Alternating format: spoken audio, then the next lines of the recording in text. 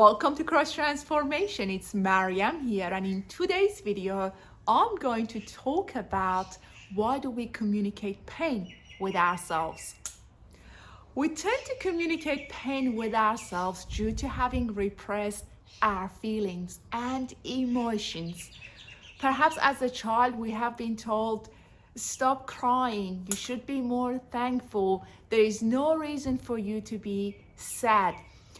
All these instructions cause us to stop experiencing how we are feeling, and more importantly, not to express our feelings and emotions because at some level we have believed that if I would show how I am feeling right now, I'm a bad person. So these repressed emotions will become communication blocks over time because they become attached to different topics, and every time they come up, if unresolved, we struggle to communicate them to ourselves, and they will manifest themselves as conflict, problem, argument in relationship with other people. So every time we communicate pain with ourselves is due to having repressed those emotions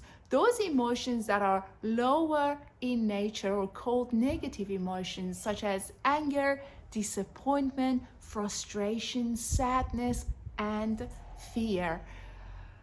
If we would allow ourselves to sit with them and we can work through them, and then we can eventually release them and let them go and come out of communication blocks, because communication blocks means pain at some level, emotional and mental pain. And as we walk into different relationships with people, we find ourselves struggling communicating because the communication is not about them, but it's about what we haven't done within ourselves, what we haven't done in relation to experiencing our emotions. So the first thing to ask ourselves is, what is it that I'm communicating with myself? Am I repressing my emotion? Am I repressing my emotional state of being? What is the emotion that I'm repressing right now? This is the first step to let go of communicating pain with ourselves. Just understanding what is it that I am blocking right now, and it has become a communication block within myself. The next thing to ask is, how am I doing that to myself? Am I allowing this to come to the next experience of my life? Is it becoming my identity, which I refer to it as the pain identity, or am I finding a new way to sit with them, to labor and to enter God's peace, to experience who I am and how I am feeling here and now? So the first step, as I said, is to understand, what is it that I'm communicating? Am I repressing the emotion or am I experiencing? The second is, how am I communicating this? If it's a repressed emotion, is it becoming the pain identity? Am I adding to who I am from the perspective of pain, repressed emotions, not having dealt with it or not having experienced it? The third is, why am I doing this to myself?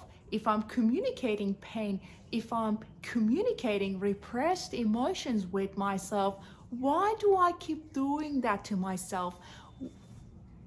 Which belief is supporting the why in me? So it's important to understand what belief is supporting the why. The why is the reason that I keep communicating pain with myself.